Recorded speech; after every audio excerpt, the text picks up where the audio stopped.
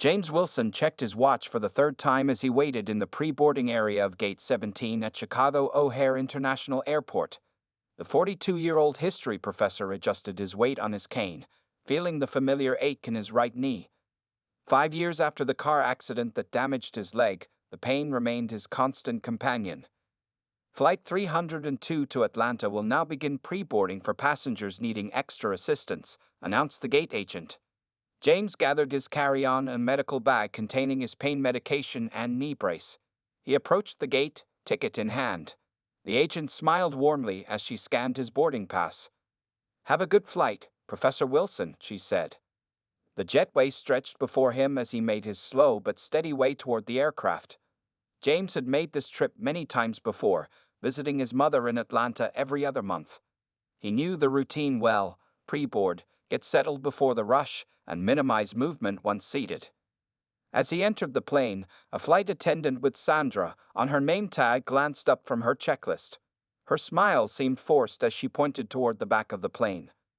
"Seat 23B is down that way," she said, already turning to check something on her tablet. James nodded and carefully made his way down the narrow aisle, his cane tapping against the floor. He could feel a few curious glances from the crew members preparing the cabin, but he was used to that. At 6'2", with broad shoulders, his athletic build from his college basketball days remained despite his disability. When he reached row 23, James was relieved to find the middle seat still empty. He settled into his window seat, placing his cane carefully against the wall. The medical bag was another matter. It needed to go in the overhead bin, but lifting his arms above shoulder height always triggered sharp pain in his back. The plane gradually filled with other passengers. A young woman took the aisle seat in his row, immediately putting on headphones and closing her eyes. The middle seat remained empty as the final boarding call was announced. James pressed the call button, hoping to get assistance with his medical bag, which he temporarily placed on the middle seat. After several minutes with no response, he pressed it again. 10 minutes passed. The cabin was now bustling with passengers storing luggage and finding seats. James noticed Sandra, the same flight attendant from the entrance, helping an elderly white woman just a few rows ahead. He raised his hand slightly as she passed by, but she didn't acknowledge him. "Excuse me," James called politely as she walked by again. "Could I get some help with my bag?" Sandra continued walking as if she hadn't heard him. James noticed a few passengers glancing his way, then at the flight attendant. The plane was nearly full now.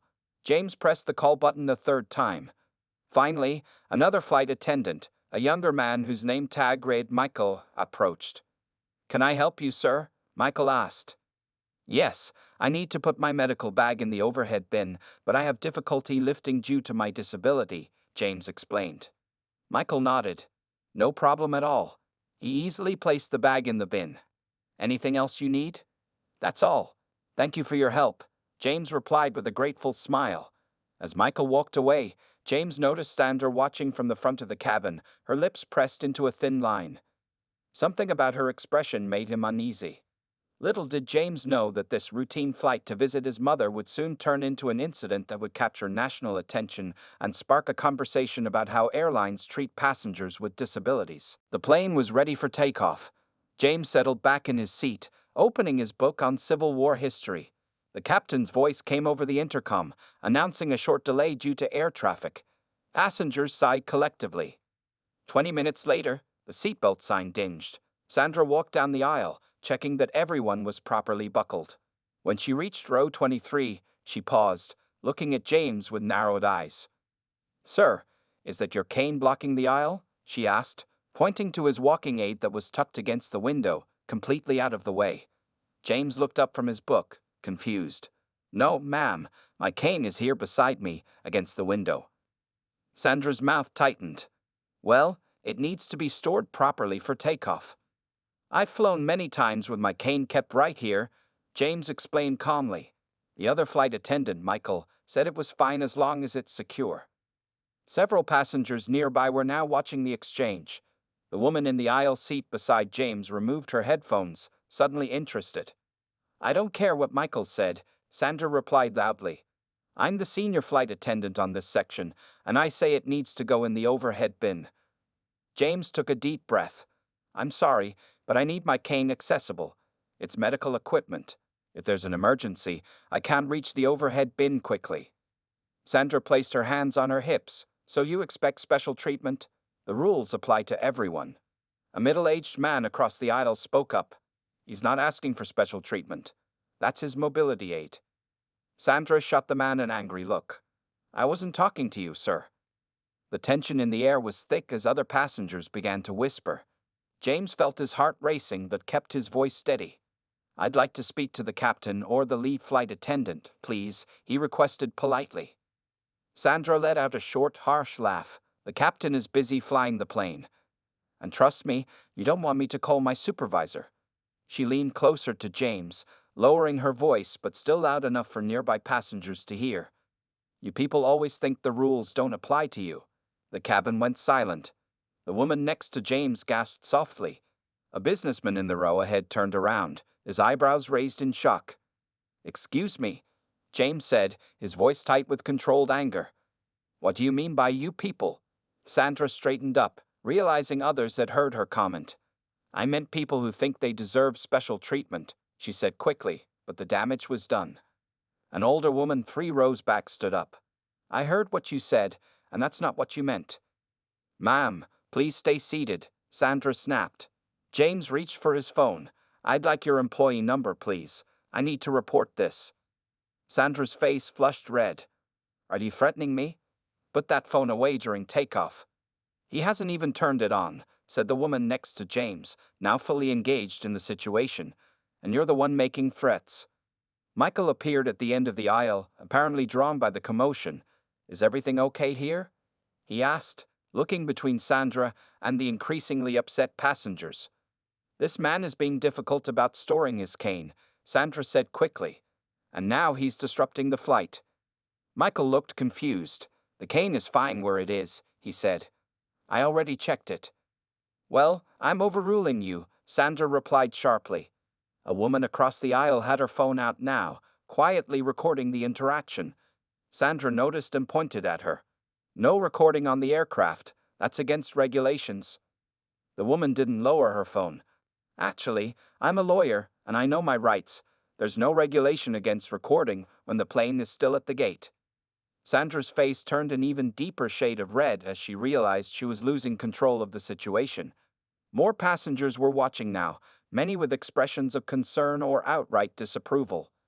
This isn't over, she hissed at James before storming toward the front of the plane. James sat still, his hands slightly shaking. He hadn't expected a simple flight to Atlanta to turn into this. He had no idea how much worse things were about to get. The tension in the cabin hung in the air like a storm cloud. James sat quietly, trying to return to his book, but the words blurred before his eyes. His hand still trembled slightly as he turned the page, more for show than actual reading. Are you okay? Asked the woman in the aisle seat. She had fully removed her headphones now and turned toward him with concern. I'm fine, thank you, James replied softly. Just not what I expected today. I'm Caitlin, she said, offering her hand. That was completely unprofessional of her. James shook her hand. James Wilson. And yes, it was. The plane began to taxi, momentarily distracting everyone. The safety demonstration started, with Michael and another flight attendant demonstrating oxygen masks and life vests at the front of the cabin. Sandra was nowhere to be seen. Just as the plane reached the runway, the captain's voice came over the intercom announcing another short delay. Groans rippled through the cabin. 5 minutes later, Sandra reappeared, moving purposefully down the aisle toward James. Her face was composed, but her eyes flashed with anger. She stopped at row 23. Sir, the captain would like me to confirm that you're willing to comply with all safety regulations during this flight, she said loudly, causing nearby passengers to turn and stare. James blinked in surprise. I've been complying with all regulations. My cane is secure, as your colleague confirmed. Sandra's smile didn't reach her eyes. Well, we've had reports that you're being aggressive and making other passengers uncomfortable. The businessman in front turned around completely now. That's absolutely not true. He's been nothing but polite while you've been harassing him. Sir, please stay out of this, Sandra snapped, then turned back to James. If you can't follow instructions, we'll have to ask you to deplane. Caitlin, the The woman beside James pulled out her phone again. "I'm recording this because what you're doing is discrimination." Sandra pointed a finger at her. "Put that away or you'll be removed too." The older woman who had spoken up earlier stood again. "I'm a retired flight attendant with 30 years of experience, and what you're doing goes against every protocol in the book." More passengers began to voice their support for James. Someone from several rows back called out, "Leave him alone." Sandra's face contorted with anger. "All of you need to mind your own business." The plane had stopped moving. In the momentary silence that followed, everyone heard the cockpit door open. A tall man in a captain's uniform appeared. "What's going on back here?" he asked, his deep voice carrying through the cabin. Sandra turned, immediately changing her demeanor. "Captain Taylor, I was just dealing with a difficult passenger who—" "She's been harassing this man because of his disability," interrupted Caitlin, holding up her phone. "I have it all recorded." "And she made racist comments," added another passenger. Captain Taylor's expression remained neutral as he surveyed the scene. "Ma'am," he addressed Sandra, "please return to the galley." Sandra seemed about to protest but thought better of it. She shot James a venomous look before heading toward the front. The captain turned to James. "Sir, may I ask what happened?" James explained the situation calmly, from his request for help with his medical bag to the current confrontation about his cane. Several passengers chimed in to confirm his account. Caitlin offered to show the captain her recording. Captain Taylor nodded gravely. "I apologize for this situation. Please bear with us for a few more minutes." He made his way back to the cockpit, speaking quietly to Michael as he passed. The plane remained stationary on the tarmac. The intercom crackled to life. "Ladies and gentlemen, this is your captain speaking. We're experiencing a slight delay due to a crew issue. We appreciate your patience, and we'll have you on your way shortly." Whispers spread through the cabin. James closed his eyes briefly, wishing he could simply disappear. He had never wanted to draw attention to himself. He just wanted to visit his mother, same as he did every other month. 10 minutes later, the main cabin door reopened. 2 airport security officers stepped onto the plane. Every passenger watched in silence as Michael led the officers down the aisle, not toward James, but toward the galley where Sandra had been sent. The situation had taken yet another unexpected turn. The 2 security officers stood in the galley, speaking in low tones with Sandra. From his seat, James couldn't hear what they were saying, but he could see Sandra's face growing redder by the second. She gestured wildly with her hands, pointing down the aisle in his direction several times. "I can't believe this is happening," Caitlin whispered to James. "I've been flying for years and never seen anything like it." James nodded silently. The entire situation felt surreal. All around them, passengers were whispering and looking back and forth between James and the commotion in the galley. Some had their phones out, recording discreetly despite the airline's policies against it. A distinguished-looking man in a business suit across the aisle leaned toward James. "I'm Robert Thompson, an attorney. What happened to you today was clearly discrimination. If you need a witness later, I'd be happy to provide a statement." Before James could respond, the lead flight attendant appeared on the intercom. "Ladies and gentlemen, we apologize for the continued delay. We're working to resolve a staffing issue and will have you on your way as quickly as possible. Thank you for your patience." Up in the galley, the discussion seemed to be heating up. Sandra's voice suddenly carried through the cabin. "This is ridiculous. I've worked for this airline for 15 years. You can't just remove me because some passengers got their feelings hurt." The security officers looked uncomfortable as heads turned toward the commotion. One officer placed a hand gently but firmly on Sandra's arm, which she immediately shook off. "Don't touch me," she snapped. Captain Taylor emerged from the cockpit again, his face stern. He spoke briefly to the officers, then addressed Sandra directly. Though his voice was quieter, the cabin had grown so silent that many passengers could hear him clearly. "Sandra, based on multiple witness accounts and video evidence, we're removing you from this flight. This isn't open for discussion. Please gather your personal items and come with these officers." Sandra's face contorted with rage. "This is all because of him," she shouted, pointing directly at James. "He's playing the race card, and all of you are falling for it." A collective gasp went through the cabin. Several passengers began shouting back at her. "You're the one who made it about race. We all heard what you said." "This is disgraceful," The security officers moved closer to Sandra, their expressions now firm. "Ma'am, you need to come with us now. Please don't make this more difficult than it needs to be." Sandra looked around at the faces of the passengers, perhaps seeking support, but found none. Even her fellow flight attendants kept their distance, looking uncomfortable and embarrassed. "Fine," she spat, "but the airline will hear about this. All of you will regret this." As Sandra gathered her small bag from a compartment, the elderly retired flight attendant who had spoken up earlier stood again. "Young lady," she called out, her voice carrying with the authority of experience, "in my 30 years of service, I learned that our job is to ensure every passenger feels safe and respected. You failed at the most basic part of your job today." Several passengers applauded. Sandra's face flushed even deeper as she pushed past the security officers and stomped toward the exit.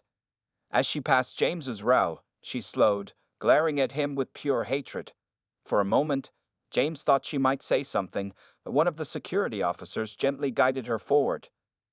"Keep moving, ma'am," he said firmly. The entire plane watched in stunned silence as Sandra was escorted off the aircraft. Through the windows, passengers could see her being led across the tarmac toward the terminal building, gesticulating angrily the whole way.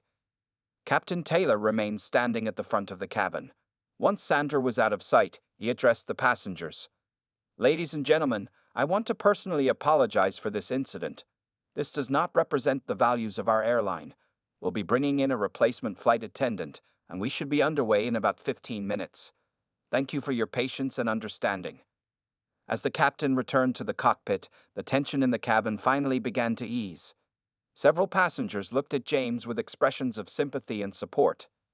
James sat quietly, his emotions a complex mix of relief, embarrassment, and lingering anger. He had never wanted any of this. All he had needed was a simple accommodation, the same one he received on countless flights before. What would happen next, he wondered, as the replacement flight attendant boarded the plane with an apologetic smile. 15 minutes after Sandra was escorted off the plane, a new flight attendant arrived. She introduced herself as Diana, a friendly woman in her mid-40s with a warm smile that immediately put the passengers at ease. "Ladies and gentlemen, thank you for your patience. We'll be taking off shortly," Diana announced over the intercom.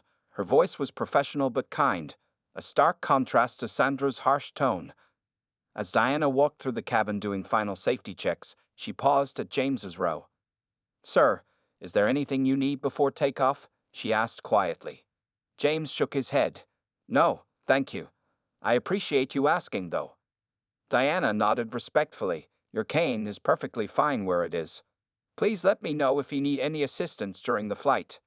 The plane finally pulled away from the gate and taxied toward the runway. The mood in the cabin had shifted from tense to something like solidarity. Strangers who normally would have ignored each other were now talking across aisles, recounting what they had witnessed. "Did you see how quickly she changed her story?" a young woman said to her seatmate. First it was about the cane, then suddenly she was claiming he was aggressive. As the plane accelerated down the runway and lifted into the air, James closed his eyes and took a deep breath. The adrenaline that had been coursing through his system was finally beginning to subside, leaving him feeling drained. Caitlin turned to him. "Are you going to file a complaint with the airline?" James hadn't thought that far ahead. "I don't know. I just wanted to get to Atlanta to see my mother." The seatbelt sign dinged off. Diana appeared with the drink cart, serving passengers with genuine kindness. When she reached row 23, she smiled warmly at James. "What can I get for you, sir?" "Just water, please," James replied. Diana handed him a bottle of water and a bag of pretzels. Then she leaned closer and spoke quietly. "The captain would like to speak with you when you have a moment. Nothing to worry about," she added, seeing his expression. "He just wants to make sure you're okay." James nodded, surprised. "Of course." 15 minutes later, James made his way carefully to the front of the plane, using his cane for support. Several passengers gave him encouraging smiles as he passed. The cockpit door was open, and Captain Taylor gestured for him to come forward. "Mr. Wilson, I wanted to personally apologize for what happened today," the captain said, shaking James's hand firmly. "It was completely unacceptable." "Thank you, Captain," James replied. "I appreciate that." "We've already filed an internal report about the incident," Captain Taylor continued. but the airline would like your perspective as well. Diana has some paperwork for you, if you're willing." James nodded. "Of course." "Also," the captain added, lowering his voice, "our customer service team has authorized me to offer you a complimentary upgrade to first class for your return flight. It's a small gesture. We want you to know how seriously we're taking this."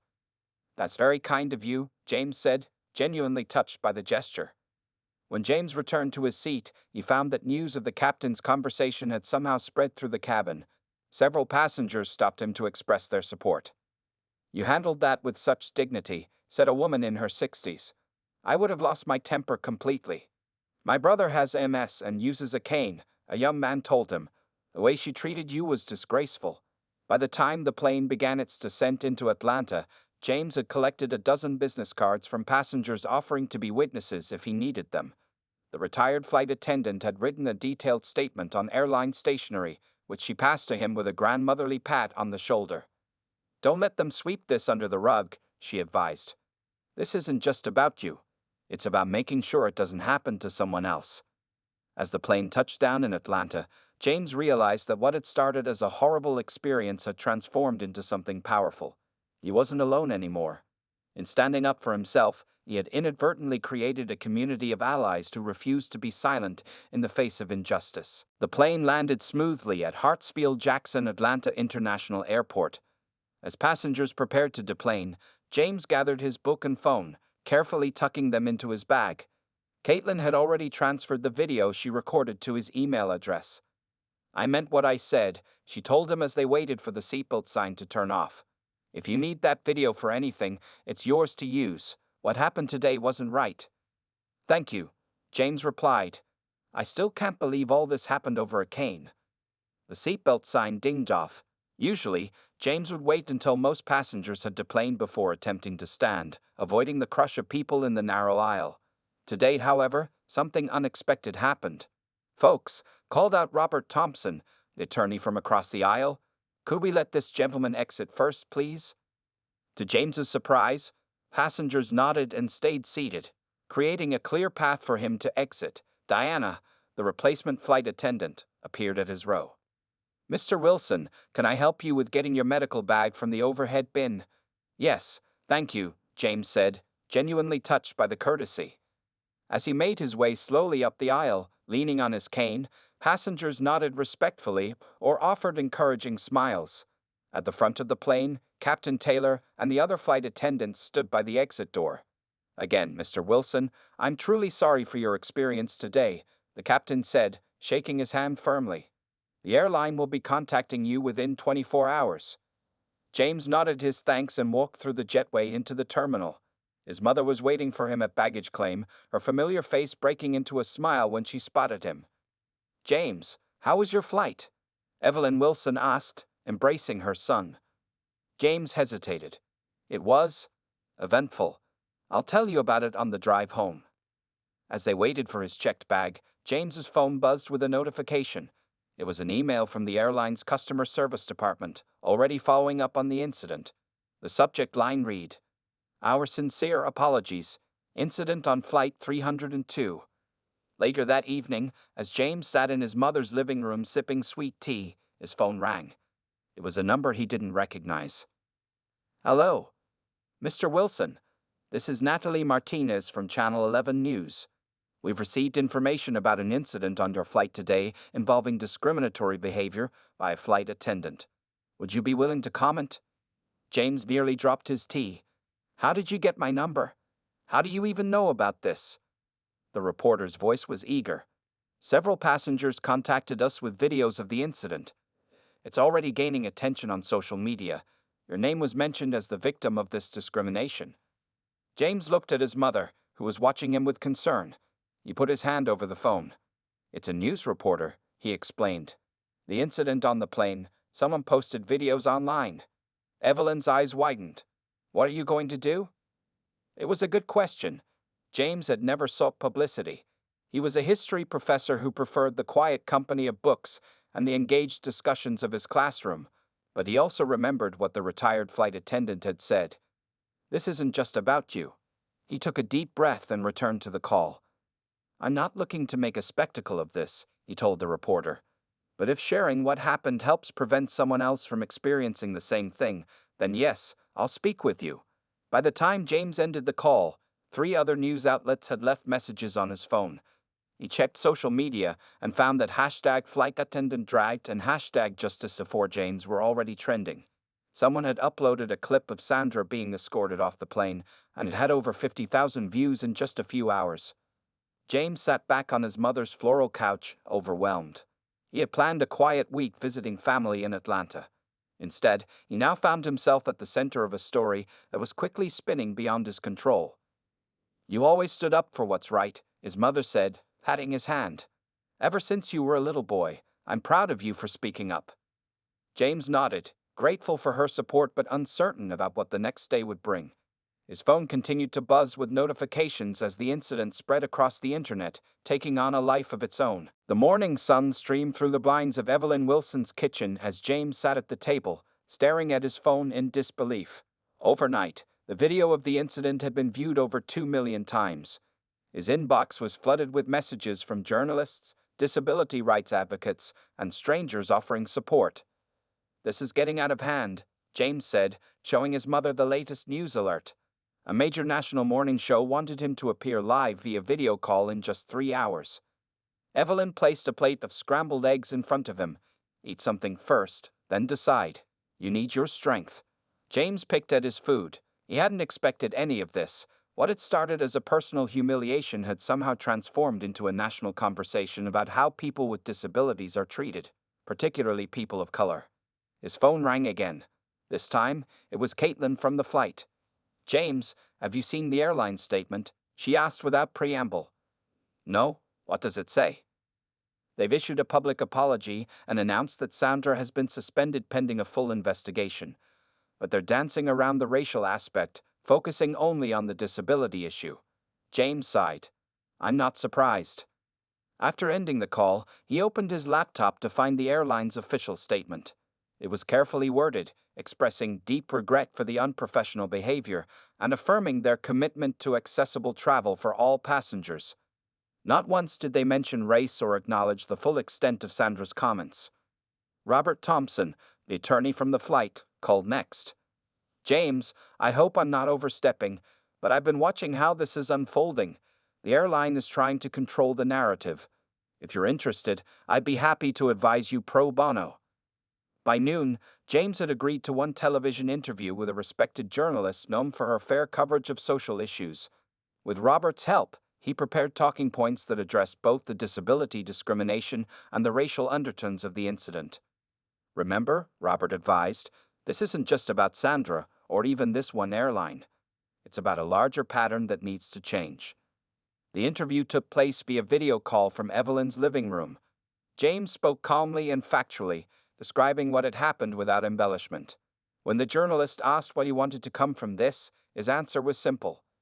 "I just want airlines and all public services to treat people with dignity and respect, regardless of their abilities or the color of their skin. This shouldn't be revolutionary in 2025. Within an hour of the interview airing, the airline issued a new, more comprehensive statement. This time, they explicitly condemned discriminatory behavior of any kind and announced that they would be implementing additional training for all flight staff on inclusive customer service practices. Messages of support continued to flood in. Several disability rights organizations reached out, asking James to speak at upcoming events. A civil rights leader called personally to offer assistance. Even celebrities were sharing the story, adding their voices to the growing chorus of support. That evening, as James and his mother watched the news coverage together, his phone rang with a call from an unknown number. It was Captain Taylor from the flight. "Mr. Wilson, I hope I'm not disturbing you," the captain said. "I wanted to let you know that many of us at the airline are standing with you. What happened wasn't just one bad employee, it's indicative of systemic issues that need addressing." James was touched. "Thank you, Captain. That means a lot." "The crew has started a petition within the company," Captain Taylor continued. "We're calling for comprehensive anti-bias training and clearer protocols for accommodating passengers with disabilities. Over 300 employees have signed already." After the call, James sat quietly, processing everything. His mother reached over and squeezed his hand. "Sometimes the hardest journeys lead to the most important destinations," she said softly. "You didn't ask for this platform, but now that you have it, you're using it to make a difference." James nodded, feeling a mix of exhaustion and purpose. In just 24 hours, his life had been turned upside down. Yet amidst the chaos, something positive was emerging, a chance to create meaningful change in how people like him were treated. As night fell over Atlanta, Sandra's name was trending on social media, with thousands calling for her permanent termination. The airline's stock had dropped 3 points since the opening bell. And James Wilson, a history professor who had simply wanted to visit his mother, was now at the center of a movement he never intended to start. 3 months had passed since the incident on Flight 302. James Wilson stood at the podium in a large conference room at the airline's headquarters, addressing a crowd of executives, flight attendants, pilots, and customer service representatives. "What happened that day wasn't just about me," James said, his voice steady and clear. "It was about every person who has ever been made to feel less than human because of their disability or the color of their skin." In the front row sat Captain Taylor and Diana, the replacement flight attendant, both nodding in agreement. Missing from the audience was Sandra, who had been officially terminated 2 weeks after the incident. The airline's investigation had uncovered previous complaints against her that had been inadequately addressed.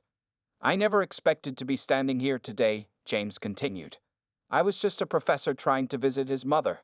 But sometimes life puts you in positions you never anticipated." The journey to this moment had been extraordinary. 2 weeks after the incident, the airline's CEO had personally called James to apologize and invite him to consult on their new training program. What started as a terrible experience had transformed into an opportunity for meaningful change. James clicked to the next slide in his presentation, titled "Beyond Compliance: Creating a Culture of Dignity." "It's not enough to simply follow legal requirements for accessibility," he explained. "True inclusion means seeing each passenger as a whole person deserving of respect." In the months since the incident, James had become an unexpected spokesperson for both disability rights and racial equality in customer service. He had taken a sabbatical from teaching to work with the airline's newly formed Inclusion Advisory Board. His story had inspired a nationwide conversation about how businesses treat marginalized communities. The video of his humiliation had been viewed over 20 million times, but newer videos were now taking its place: interviews with James discussing solutions, news stories about the airline's reform efforts, and testimonials from employees committed to change. After his presentation, the airline's CEO approached the podium. "Professor Wilson didn't have to help us after the way he was treated," she said. "He could have sued us, taken the settlement, and moved on. Instead, he chose to work with us to fix the underlying problems. That's true leadership." She unveiled the plaque that would hang in every crew lounge across the airline's network. It read, "Dignity is not a privilege. It is a right that belongs to every person who travels with us, regardless of ability, race, gender, age, or background." As the room applauded, James felt a sense of closure. The incident would always be a painful memory, but the response to it had exceeded his wildest expectations. Later that afternoon, James sat in the airport gate area, waiting for his flight back to Chicago. His cane rested against his leg as he reviewed student papers on his tablet. A young flight attendant in training approached him. "Professor Wilson, I just wanted to say thank you. Your story is now part of our core training. You've changed how we think about our jobs." James smiled and thanked her. As she walked away, he noticed something that brought tears to his eyes. The gate agent was helping an elderly woman in a wheelchair, treating her with extraordinary care and respect. Nearby, a pilot was kneeling to speak at eye level with a child who had Down syndrome, showing him his pilot's wings. These small moments of human dignity were the real victory, far more meaningful than Sandra's firing or the policy changes. When his flight was called, James was surprised to hear his name announced for pre-boarding. As he approached the gate, the entire crew stood waiting to greet him personally. "Welcome aboard, Professor Wilson," the lead flight attendant said warmly. "It's an honor to have you with us today." As James made his way down the jetway, he reflected on the strange path that had brought him here. A simple request for help with his medical bag had sparked a movement. One difficult day had led to thousands of better days for countless other passengers. He had never sought to be an activist or a public figure. But sometimes, standing up for your own dignity meant standing up for everyone else's too.